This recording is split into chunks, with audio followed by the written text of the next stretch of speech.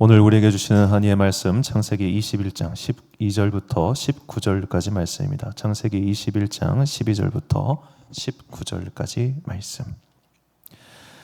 저와 함께 한 절씩 교독하시겠습니다. 하나님이 아브라함에게 이르시되 내 아이나 내 여종으로 말미암아 근심하지 말고 사라가 내게 이른 말을 다 들으라.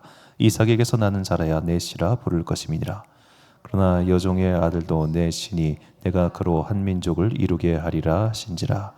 아브라함이 아침에 일찍 일어나 떡과 물 한 가죽 부대를 가져다가 하갈의 어깨에 메어주고 그 아이를 데리고 가게 하니 하갈이 나가서 브엘세바 광야에서 방황하더니 가죽 부대에 물이 떨어진지라 그 자식을 관복 덤물 아래에 두고 이르되 아이가 죽는 것을 참아보지 못하겠다 하고 화살 한바탕 거리 떨어져 마주 앉아 바라보며 소리내어 우니 하나님이 그 어린아이의 소리를 들으셨으므로 하나님의 사자가 하늘에서부터 하갈을 불러 이르시되 하갈아 무슨 일이냐 두려워하지 말라. 하나님이 저기 있는 아이의 소리를 들으셨나니 일어나 아이를 일으켜 내 손으로 붙들라 그가 큰 민족을 이루게 하리라 하시니라.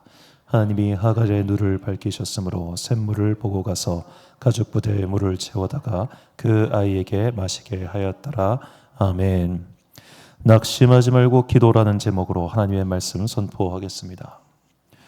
자, 우리가 이제 아브라함의 인생을 쭉 봤을 때 아브라함은 하나님의 약속을 따라 산 사람이다, 그렇게 말할 수 있겠습니다. 그런데 하나님께서 아브라함에게 하신 약속이 조금씩 달라져요. 자, 그렇기 때문에 아브라함은 사실 보면 다 하나님의 약속을 따라서 한 행동이었는데 그 행동의 결과값이 좋지 않게 나온 경우가 있더라는 겁니다. 그것이 하갈과 이스마엘의 사태입니다. 자, 하갈과 이스마엘이 어떻게 아브라함의 부인이 돼서 자식을 낳게 되었는가? 자, 그 이야기는 먼저 하나님의 약속에서 출발합니다. 창세기 15장 4절과 5절을 보니까요. 여호와의 말씀이 그에게 임하여 이르시되 그 사람이 내 상속자가 아니라 내 몸에서 날 자가 내 상속자가 되리라 하시고 그를 이끌고 밖으로 나가 이르시되 하늘을 우러러 뭇별을 셀 수 있나 보라. 또 그에게 이르시되 내 자손이 이와 같으리라.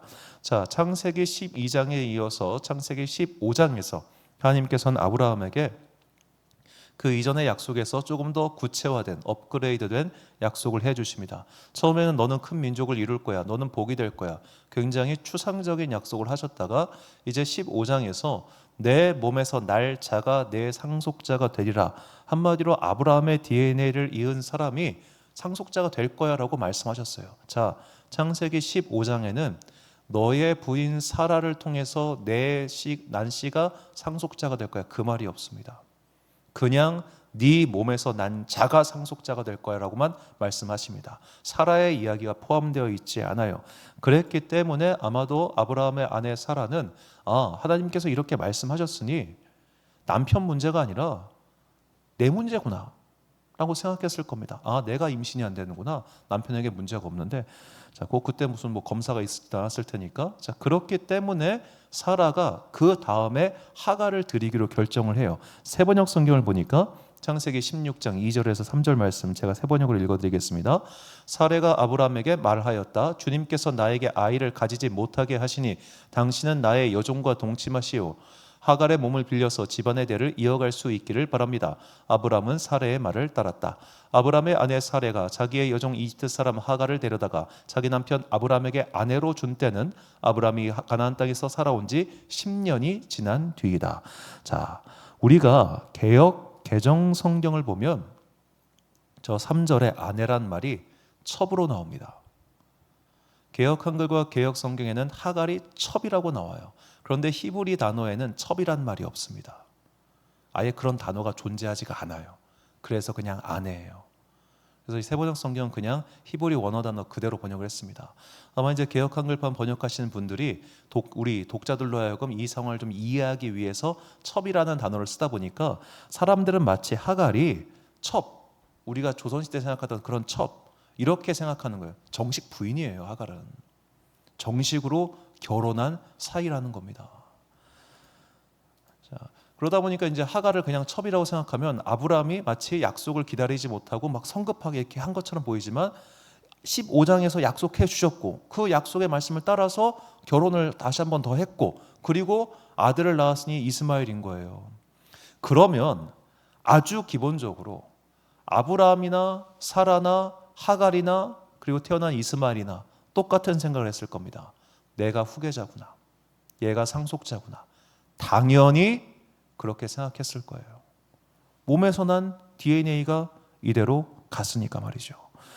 자, 그런데 이렇게 하나님의 약속이 조금씩 구체화되는데 이 구체화되는 과정이 참 신기합니다. 12장부터 17장까지를 보면 자, 75세 때 하나님의 약속은 굉장히 두루뭉술합니다. 복 준다, 창대해진다, 큰 민족을 이루겠다. 85세 때 자식, 네 몸에서 난 자식이 올 거야. 그리고 이 땅, 가나안 땅을 주겠다는 구체적인 약속이 15장에 등장해요. 그리고 비로소 17장에 이르러서야 너와 사라 사이에 아들이 날 것인데 이삭이라고 지어. 그리고 할례를 행합니다. 25년 만에 사라와 아브람을 통해서 자녀가 나온 거예요. 그럼 그 25년이라고 하는 세월 동안에 도대체 하갈과 이스마엘은 뭡니까? 우리는 하갈과 이스마엘의 인생에 대해서 조금 주목할 필요가 있습니다. 이건 마치 전 이제 오늘 말씀 준비해서 이런 생각이 들었어요. 어떤 아버지나 어머니가 믿음이 참 좋아요. 믿음이 정말 좋아. 그래가지고 열심히 믿음 생활을 했어요. 그런데 자식들이 그 믿음 생활 끌려다니다가 힘들었던 거예요. 엄마가 제가 일전에도 말씀드렸지만 저희 어머니 말고 그 소강성 목사 장모님, 그 장모님이 성령 체험하고 막 열심히 기도하면서 집안에 또 가판 장사해가지고 번 돈을 족족족족 그냥 교회 헌금했잖아요. 자식들을 정말 어렵게 키우고, 그러니까 자식들은 그냥 엄마가 속된 말로 교회에 미쳐가지고 예수에 미쳐가지고 맨날 교회 갔다 헌금하고 교회 가서 기도만 하고 우리를 내팽겨쳤다 이렇게 생각 안 했을까요? 전 그렇게 생각했을 것 같아요. 그 사모님이 참만 말로는 못하겠지만 그 어린 시절에 엄마가 맨날 교회가 있겠다고 막 그냥 했으니 사녀 일남인가? 그랬으니 그 형제들끼리 얼마나 막 고생의 세월이 얼마나 많았겠어요. 매일 가난하고 또 이 어머니는 나중에 막 여러 가지 성령 집회 다니시고 막 그런 권사님이셨단 말이에요. 매일 기도하는 것이고. 그런 믿음의 생활 속에서 희생되고 있는 자녀, 그 자녀의 경험, 특히 이제 목회자 자녀들이 그런 경험 많이 하겠죠. 그런 경험을 하갈과 이스마엘이 하고 있다라는 생각이 들었던 겁니다. 자, 분명히 하나님의 약속을 따랐습니다. 그래서 결혼을 했고 자식을 뒀습니다. 그런데 15년이 지나서 너는 아니라는 거예요. 15년이 지났는데 야, 너 아니래. 이래 돼버린 겁니다. 하갈과 이스마엘이 얼마나 황당했겠습니까? 그리고 우리가 놓치기 쉬운 거, 하갈은 한번 사라한테 학대를 당해가지고 뭘 도망치죠. 도망쳐서 누구를 만나냐면 천사를 만납니다. 하갈은 하나님의 기적을 경험한 적이 있는 여자입니다. 나름 약속을 믿고 믿음 생활을 했습니다. 그런데 수년의 시간이 지난 뒤에 너는 아니래요. 여긴 아니래요. 우리가 어떤 체험을 했어요. 하나님을 만났어요. 결단을 했어요. 그리고 믿음 생활을 했어요. 10몇 년이 지난 뒤에 너 잘못했대요. 너 아니래요. 거기가 아니었대요. 네가 그때 만난 그 이야기는 잘못된 이야기래요. 그럼 우리가 얼마나 낙심하고 실망하고 좌절하겠습니까? 이 실망감은 이루 말할 수가 없을 거예요. 내가 분명히 그때 기도하면서 들은 음성이 있어요. 내가 분명히 그때 기도하면서 받은 비전이 있어요. 그때 하나님께서 말씀 가운데, 찬양 가운데, 성경 말씀을 통해서 나에게 주신 확신들이 있어요. 그것을 믿고 살았어요. 그런데 나중에 결과값이 아니래요. 그때 얼마나 실망하고 좌절하고 넘어지겠습니까?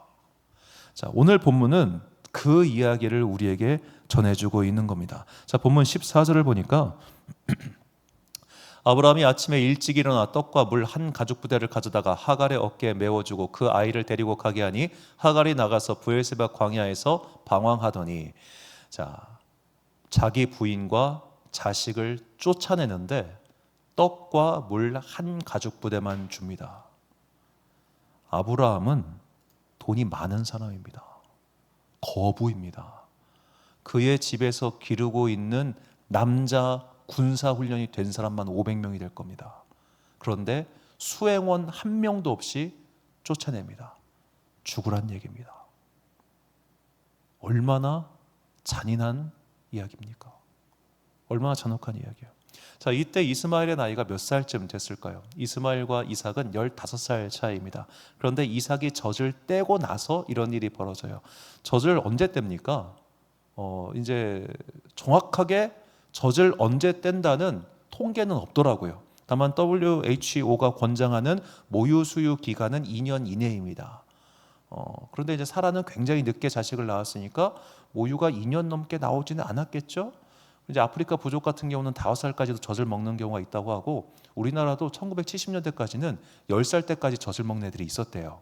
그다음에 형제들이 많으니까 계속 젖이 나와서 그랬다는 바예요. 그러니까 뭐 이삭은 일단 10살까지는 아니었겠지. 그러니까 성경에서 정확히 젖을 뗐을 때라고 했을 때 그때가 몇 살이다를 특정하기는 어려워요. 다만 한 2살에서 5살 사이쯤 됐을 것이다, 그렇게 봅니다. 이때가 의미가 있는 것은 이제 우리나라로 치면 돌잔치를 하는 거예요. 얘가 1년 이만큼 살아있는 걸 보니까 얘가 죽지 않겠구나, 유아 사망률이 워낙 높았으니까 그런 의미가 젖을 뗐다라고 볼 수 있습니다. 대충 아직 이스마엘이 20살 되기 전에, 지금으로 치면 고등학생쯤 되었을 때 이제 이삭이 젖을 뗐고, 그리고 사라가 한바탕 해가지고 너희는 나가라는 거예요. 죽으러 가라는 거예요. 그렇게 쫓겨났습니다. 자, 하갈과 이스마엘이 절망하면서 그 광야를 헤맸다는 것은 우리가 굳이 보지 않아도 능히 짐작할 수 있겠죠. 자, 몇 년 동안, 몇십 년 동안 하나님을 믿었습니다. 내가 만난 하나님의 경험이 있습니다. 나를 살려주신 하나님의 체험이 있습니다. 그런데 이렇게 믿음 생활하고 나름 약속을 기다리며 살았는데 이게 아니라고 할 때, 그 내 기대가 소망이 무너지고 내가 완전히 주저앉아서 낙심하게 될 때 어떤 일이 벌어지는가? 앞이 보이지 않아요. 앞이 보이지 않아요. 어떻게 살아야 될지 막막해지고요. 그저 정말 주저앉게 돼요. 우리 살면서 마음이 무너져 본 사람은 알 거예요. 정말 멍해져요. 어떻게 하지? 어떻게 하지? 어떻게 하지? 이런 생각조차 안 하고 멍해져요. 사람이 순간 IQ가 뚝 떨어지고 멍청해진 것처럼 보여요. 그게 낙심의 상태입니다. 하갈이 이렇게 낙심했습니다. 주저앉았습니다. 아무것도 보이지 않습니다. 이대로 나는 죽는구나. 내 새끼도 죽고 나도 죽고 이렇게 망하는구나. 나 하나님 믿고 열심히 살았는데, 나 하나님 믿고 나름 열심히 믿음 생활 해봤는데, 그때 만난 하나님의 경험이 있었고 그때 만난 체험이 있었고 내 기도에 응답도 있었는데 나는 이대로 망하는 건가? 라고 하는 절망의 가운데 하나님께서 하갈의 기도나 하갈의 음성이 아니라 이스마엘의 목소리를 듣고 하갈을 구원해 주십니다. 자, 오늘 본문에서 잘 보면 하갈은 기도하지 않아요. 자식의 목숨이 경각에 달려 있고 이제 자기도 죽기 직전인데 기도하지 않아요. 이게 낙심의 상태입니다. 과거에 체험이 있다니까요. 하갈은 체험이 있다니까요. 천사를 만났어요. 천사를 만나서 산 경험이 있음에도 불구하고 인생의 위기가 닥치니까 낙심해가지고 기도 안 해요. 한때 믿음의 체험이 있던 사람도, 놀라운 기적을 경험한 사람도 그럼에도 불구하고 신앙생활을 해왔는데 이 신앙생활의 결과가 내 뜻대로 되지 않았을 때 낙심해가지고 넘어진다니까요. 그럼 기도 안 해요. 그래서 과거에 내가 만났네, 과거에 내가 체험이 있네, 과거에 이런 은혜가 있네, 그게 중요한 게 아니라 그 과거는 과거고 오늘 내가 낙심하고 넘어져서 기도하냐 아니면 기도하고 있지 않냐, 그게 중요한 겁니다. 오늘 기도하지 않으면 소용이 없어요. 지금 기도하지 않으면 소용없어요. 과거의 체험, 과거의 방언, 과거의 은사 옛날 거예요. 지금 나는 기도하고 있는가? 이와 같은 하갈은 기도를 포기했습니다. 노낙심하게 낙심했어요. 자, 포기하니까 낙심한 상태니까 하갈이 뭘 보지 못하냐? 지금 자기를 구할 수 있는 수단이 눈앞에 있는데 그걸 보지 못합니다. 자, 본문 19절을 보니까요. 하나님이 하갈의 눈을 밝히셨으므로 샘물을 보고 가서 가죽 부대에 물을 채우다가 그 아이에게 마시게 하였더라. 자, 샘물이 솟아난 게 아닙니다. 샘물은 거기에 있었습니다. 그런데 뭐냐? 낙심하니까 안 보였어요. 낙심하니까 정말 지금 당장 자신을 구할 수 있는 수단이 눈앞에 있는데도 안 보여요. 이게 낙심이에요. 우리가 낙심하면 방향을 상실합니다. 낙심하면 희망을 잃어버립니다. 낙심하면 지금 당장 이렇게 하면 살 수 있는데 그걸 안 해요. 왜? 마음의 힘이 사라졌거든요. 그렇게 마음의 힘이 사라진 사람들의 대표적인 상태가 뭐냐? 노숙자입니다. 노숙자들 보면은 사지 멀쩡하시잖아요. 그분들 공짜밥 얻기 위해서 정말 열심히 노력하십니다. 공짜를 위해서 그렇게 노력하는 사람들이 없어요. 그런데 그분들은 무너진 거예요. 마음의 힘이 없으니까 노력하지 않아요. 가끔씩 이제 우리 홈페이지에 제 전화번호가 공개되어 있으니까 어쩔 수 없이 저한테 돈 달라고 하는 전화가 종종 와요. 홈페이지 보고 우리가 큰 교회인 줄 아나 봐. 참으로 미안한데 나도 없어. 나도 없어. 그러니까 항상 얘기하는 게 내가 그래서 돈 달라고 전화 오면은 꼭 물어봐요. 어디 사세요? 의정부요. 남양주요. 여기 와서 보라. 와서 보라. 와서 보면 차마 나한테 돈 달라는 얘기 못 할 거라고. 정말 양심 없는 사람들 많아요. 제가 그분들을 참 어느 때는 이게 목사의 양심에서 그래도 제가 10,000원은 도와줄 수 있으니까 10,000원만 줄까? 하는 생각이 들더라도 안 해주는 이유가 뭐냐면 아니 행복복지센터 가면 당신을 도와줄 수 있는 수단이 넘친다니까. 우리나라 좋은 나라예요. 이렇게 막 퍼준 나라가 없어. 막 빚도 공짜로 갚아주잖아요. 그렇게 좋은 나라 살면서 왜 노력을 하지 않아요? 마음이 꺾였으니까. 낙심하니까. 믿음 생활도 똑같더라고요. 낙심한 사람은 기도하지 않아요. 아니 기도가 안 나와요. 그런데 기도를 해야 사는데, 기도를 해야 눈이 밝아지고 그때 사는데 기도를 포기하니까 옆에 우물이 있는데도 그걸 못 찾는다니까요. 그래서 우리가 낙심의 순간이 왔을 때 정말로 믿음 생활 열심히 했고 나름대로 최선을 다해서 하나님의 약속 가운데서 기다렸음에도 불구하고 결과가 광야에 내쫓긴 것처럼 떡 하나, 가죽 보대 하나, 최소한의 생존 수잔 그것만 턱 쥐고 내쫓아놨을 때 내가 그때 뭘 해야 되느냐? 낙심하지 말고 기도해야 된다는 거예요. 하갈처럼 그냥 이렇게 있을 게 아니라 지금 눈앞에 있는 그 샘물을 찾기 위해서 주님, 내가 그럼에도 불구하고 기도하겠습니다. 내가 그럼에도 불구하고 다시 한번 주님을 붙잡겠습니다. 그렇게 기도해야 영의 눈이 열리고 그래서 지금 바로 눈앞에 있는 그 해결의 수단이 보이는 겁니다. 성경에 똑같은 이야기가 언제 나오느냐? 열왕기 하에 보면 엘리사와 사환이 겪은 일 이야기 속에 나옵니다. 자, 엘리사와 사환, 아마도 게하시라는 사환이겠죠. 그 사환이 이제 아람의 군대가 그들을 잡기 위해서 포위하고 있었을 때였습니다. 그 당시 이제 북이스라엘과 아람 사이에 전쟁이 일어나는데 엘리야가 신묘하게도 이 아람 군대의 진입로를 전부 다 맞춰가지고 거기에 군대를 보내가지고 아람 군대들을 계속해서 이겼던 거예요. 그러니까 아람 왕이 야 도대체 우리 안에 스파이가 있냐? 내부 고발자 있는 거야? 라고 하니까 하나님의 사람 엘리사라고 하는 사람이 있는데 그 사람이 우리의 모든 걸 알고 있어가지고 이스라엘 왕에게 고해서 우리가 이길 수가 없습니다. 그렇게 말하자 아람 왕이 야 그럼 군대 보내가지고 저 엘리사를 잡아와 해가지고 그 산을 아람 군대가 포위를 한 거예요. 그러니까 이 게하시가 이 사환이 이제 본문에는 게하시라는 이름이 안 나올 걸 일단 사환이라고 하겠습니다.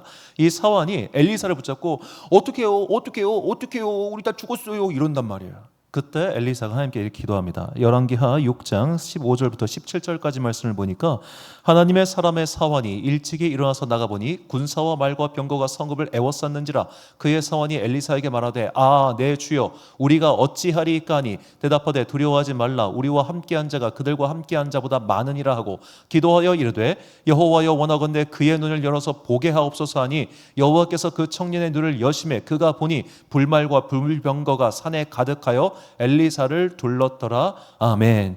이미 하나님의 군대가 엘리사를 보호해주고 있었습니다. 그런데 그 사환은 영의 눈이 닫혀 있으니까 그것을 보지 못해서 두려워하고 떨었던 것이죠. 그런데 이 사환은 엘리사와 함께 그동안 엄청나게 많은 기적을 본 사람입니다. 엘리사를 통해서 죽은 사람이 살아나는 것도 봤고요. 엘리사를 통해서 나아만 장군의 그 나병이 나은 것도 봤고요. 그 외에 막 죽은 그냥 온갖 엘리사가 진짜 기적이 많아요. 그런 많은 기적들을 함께 봤어요. 그런데 눈앞에 자기가 상상하지 못했던 어떤 일이 벌어지자 낙심해 버리잖아요. 과거의 경험이, 과거의 은혜가 지금의 문제를 해결해 주지 못해요. 과거의 은혜가 지금 나를 낙심하게 만드는 이전보다 더 크고 새로운 사건을 이겨내지 못하게 하더라고요. 그래서 지금 문제를 만났을 때는 지금 기도해야 돼요. 지금 문제를 만났을 때 과거에도 어떻게 했으니까 그냥 과거에 내가 기도해온 가락이 있으니까 이것도 넘어가겠지. 이게 아니라 과거의 것은 과거예요. 지금 기도해서 지금 영의 눈을 열려야 지금 나를 구원해 줄 수 있는 하나님의 계획과 예비하심을 만날 수 있다니까요. 그래서 우리가 인생에서 어려운 문제를 만날 때마다 뭘 해야 되냐? 낙심하지 말고 항상 기도해야 되는 겁니다. 예수님께서 말씀하십니다. 누가복음 18장 1절과 7절과 8절 말씀. 예수께서 그들에게 항상 기도하고 낙심하지 말아야 할 것을 비유로 말씀하여 하물며 하나님께서 그 밤낮 부르짖는 택하신 자들의 원한을 풀어주지 아니하시겠느냐? 그들에게 오래 참으시겠느냐? 내가 너희에게 이르노니 속히 그 원한을 풀어주시리라. 그러나 인자가 올 때에 세상에서 믿음을 보겠느냐 하시니라. 자, 저 말씀은 예수님께서 이제 비유로 말씀을 하시는데, 자, 비유의 내용은 우리가 다 알고 있겠죠. 그 불의한 재판관에게 한 여인이 가가지고 계속해서 들어줘, 청원해줘, 청원 이거 막 올리니까 아유 나 귀찮아, 나 귀찮아서 이거 들어줘야겠다. 그렇게 해서 문제가 해결되는 그 과정이죠. 그러니까 우리나라 행정복지센터는 맨날 보는 과정입니다. 해줘 하면은 결국에는 이제 도장 찍어주는. 자, 그런 식으로 기도에 비유하신 거예요. 항상 기도하라는 거예요. 항상 기도해야 지금의 문제를 해결할 방법을 찾습니다. 항상 기도해야 지금 나에게 지혜를 주시고 지금 나에게 살 길을 열어주시는 하나님의 계획을 발견할 수 있는 겁니다. 하갈처럼, 이스마엘처럼 오랜 기간 약속을 믿고 나름 믿음 생활을 했지만 그 믿음 생활에서 내가 낙심하게 되었을 때, 오랫동안 기도했고 오랫동안 기다려왔으나 그 일이 결국 해결되지 않아서 내가 자빠지게 되었을 때, 오래 기도했지만 결국 내가 바랬던 그 결과가 나오지 않아서 정말 기도할 힘이 하나도 없이 주저앉게 되었을 때, 여러분 낙심하게 되면요 주여 소리도 안 나와요. 진짜예요. 깊이 낙심하면은 그냥 주여도 안 나와요. 주여도 안 나와. 내가 목사니까 그냥 교회 나와서 앉아서 기도하는 척만 하는 거지 기도도 안 나와요. 진짜 낙심했을 때 기도가 안 나와요. 그런데 그때 기도해야 돼요. 내가 낙심했구나. 내가 지금 완전히 깔아졌구나. 여기 계속 있으면 죽어요. 마치 눈앞에 샘이 있는데도 발견하지 못했던 하갈처럼 죽어요. 그래서 낙심한 순간에 기도해야 돼요. 낙심한 순간에 부르짖어야 돼요. 낙심한 순간에 포기하지 말아야 돼요. 그런데 하갈이 기도하지 않고 이스마엘의 소리를 듣고 구원해 주신 것처럼 내가 기도가 안 나올 때는 누군가가 날 위해 기도할 중보자를 있어야 돼요. 진짜 누군가를 날 위해 기도할 중보자가 있어야 돼요. 제가 참 생각해 보건대 이 모태신앙들의 가장 큰 장점이 있다면 그래도 당신네 엄마가 당신을 위해서 기도하고 있겠지. 당신의 아버지가 당신을 위해서 기도를 하고 있겠지. 자, 내가 모태신앙이라는 건 기본적으로 나를 위한 중보자가 한 명쯤은 있다는 거 아니겠어요? 그러니까 교회 다니세요. 이 영상 보고 계신 분들 꼭 교회 등록해서 교회 다니세요. 그래야 여러분의 목사가 여러분을 위해 기도하지 않겠습니까? 나를 위한 중보자가 있을 때, 그리고 내가 기도할 때 그 샘물이 보이게 됩니다. 그 샘물이 보이게 됩니다. 내가 살 수 있는 수단이 이미 눈앞에 있는 수단을 발견할 수 있는 겁니다. 낙심하지 말고 기도하라. 낙심하지 말고 기도하라. 이것이 오늘 믿음의 현실 가운데 살면서 끊임없이 낙심하고 괴로워하고 힘겨워하는 우리를 위한 주님의 말씀인 겁니다. 자, 우리가 시편을 보면 시편은 총 5권으로 5개의 책으로 묶여 있어요. 편집자가 이렇게 묶은 건데, 그래서 시편 1권은 1편부터 41편, 2권이 42편부터 72편, 그리고 시편 3권이 73편부터 쭉 이렇게 되어 있습니다. 이 시편을 5개의 권으로 나눈 것은 우리가 창출 레민신이라고 하는 모세오경, 이것에 따라서 편집자들이, 후대 편집자들이 저렇게 나눈 거예요. 그래서 우리가 시편을 보면은 1권, 2권 써 있단 말이에요. 자, 시편 2권이 출애굽기에 어떻게 보면 그 주제와 비슷하다는 겁니다. 출애굽기는 어떤 책입니까?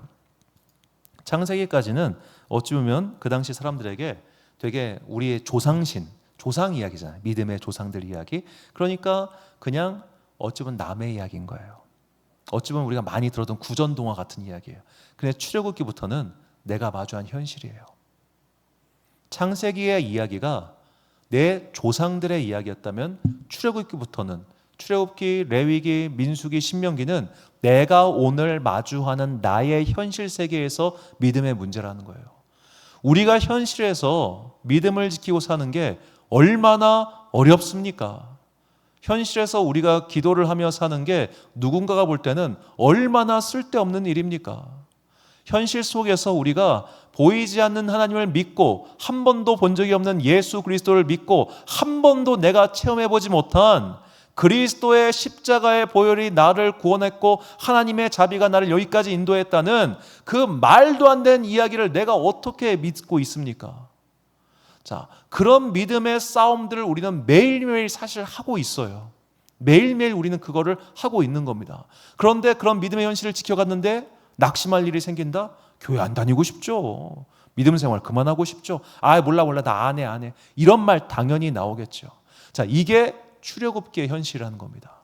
자, 그 출애굽기의 현실을 맞이한 이제 이스라엘 민족에게 이 시편 42편을 지으면서 이 성가대를 맡았던 고라 자손이 교훈시로 42편을 썼는데 42편에서 만나는 현실이 이렇습니다. 42편 3절, 9절, 10절 말씀인데 제가 읽어드릴게요. 사람들이 종일 내게 하는 말이 내 하나님이 어디 있느냐 하오니 내 눈물이 주야로 내 음식이 되었도다. 내 반석이신 하나님께 말하기를 어찌하여 나를 잊으셨나이까? 내가 어찌하여 원수의 압제로 말미암아 슬프게 다니나이까 하리로다. 내 뼈를 치는 칼같이 내 대적인 나를 비방하여 늘 내게 말하기를 내 하나님이 어디 있느냐 하도다. 자, 이게 믿음의 현실입니다. 우리가 삶에서 기도한 대로 풀리지 않고 내 인생이 어려워지잖아요. 우리 주변 사람들이 우리를 조롱해요. 간단하게 얘기해서 예수 열심히 믿는 사람이 사업이 안 되고 경제적으로 어려워지잖아요. 사람들이 조롱해요. 너 교회 다니더만 왜 저렇게 사니? 너 진짜 기도 열심히 하던데 왜 그렇게 살아? 너 정말로 하나님께 열심히 헌신하던데 너네 집안은 왜 그래? 이런 얘기 안 듣겠습니까? 합니다. 우리의 믿음을 조롱하는 사람들이 그런 말을 합니다. 그리고 그런 조롱을 들으면 우리가 낙심하게 됩니다. 엄마는 그렇게 기도 열심히 하는데 왜 이렇게 아파? 엄마는 기도를 그렇게 열심히 하고 맨날 교회 가서 기도하는데 엄마는 건강이 왜 그 모양이야? 엄마는 그렇게 열심히 하나님 부르는데 왜 그렇게 살아? 이런 말들을 자식들이 합니다. 그런 말 들으면 우리가 낙심하게 되죠. 당신의 하나님은 어디 있어요? 라는 조롱의 말 들었을 때, 자, 그런 믿음의 현실을 마주했을 때 시편 기자는 우리에게 그 현실을 이겨낼 수 있는 기도의 문구를 가르쳐 줍니다. 이 기도의 문구가 우리 평생에 우리의 기도의 자세를 결정하는 하나님의 말씀이 되기를 간절히 소망합니다. 시편 42편 11절 말씀 우리가 참목소리로 봉독하겠습니다. 시작. 내 영혼아 내가 어찌하여 낙심하며 어찌하여 내 속에서 불안해하는가? 너는 하나님께 소망을 두라. 나는 그가 나타나 도우심으로 말미암아 내 하나님을 여전히 찬송하리로다. 아멘. 자, 옛날 개역 한글 버전에서 저것을 오히려 찬송하리로다라고 말했는데 저는 그 번역이 조금 더 좋습니다. 자, 낙심하는 상황, 불안해하는 상황, 그거는 하나도 안 변했습니다. 그러나 나는 오히려 뭘 하겠다? 찬송하겠다.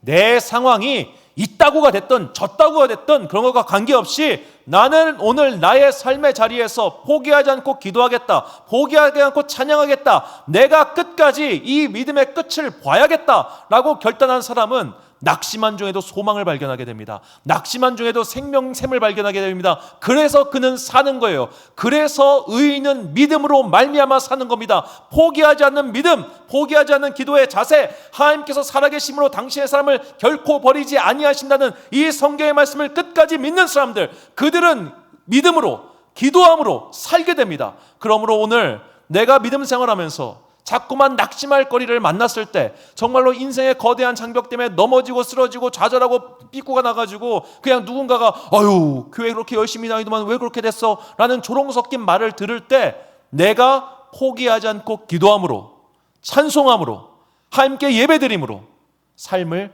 회복하십시오. 삶을 승리하십시오. 하나님께서 우리의 삶을 그냥 저 바닥에 내비두시는 게 아니라 독수리 날개치며 올라가면 같이 저 위에 두실 겁니다. 그래서 수르바벨아 큰 산이 무엇이냐 앞에서 평지가 될 것이라 하신 그 말씀이 오늘 우리에게 이루게 될 것을 믿습니다. 사랑하는 지혜빛 광성교회 성도 여러분, 그리고 이 금요일 저녁 함께 기도하고 찬양하는 모든 주님의 자녀 여러분, 낙심하지 마십시오. 낙심하는 순간이 올 때마다 오히려 기도함으로써 지금 내 눈앞에 있는 하나님께서 예비하신 생존의 수단을 발견하십시오. 낙심하면 눈이 어두워져서 안 보여요. 그런데 하나님께서 이미 우리 가운데 살 길을 예비해 두셨어요. 그러니까 항상 기도해야 되는 거예요. 항상 기도해야 되는 거예요. 내 인생이 잘 풀릴 때 기도하는 거 다 해요. 안 풀릴 때 기도해야 돼요. 안 풀릴수록, 그러니까 내가 매일매일 기도의 분량을 이렇게 쌓아가야 안 풀릴 때나 풀릴 때나 변함없이 기도함으로써 항상 나를 위하여 예비해 두신 그 은혜의 샘, 생명의 샘을 발견하게 될 것입니다. 의인은 믿음으로, 그러므로 기도함으로 말미암아 살 수 있다는 것 절대로 잊지 마시고 어려운 순간마다 항상 기도함으로써 은혜의 구원선을 발견하는 여러분과 제가 되시기를 주님의 이름으로 축원합니다. 우리 함께 찬양 이 세상을 살아가는 동안에 나의 힘을 의지할 수 없으니 주님께 올려드리고 함께 기도하겠습니다.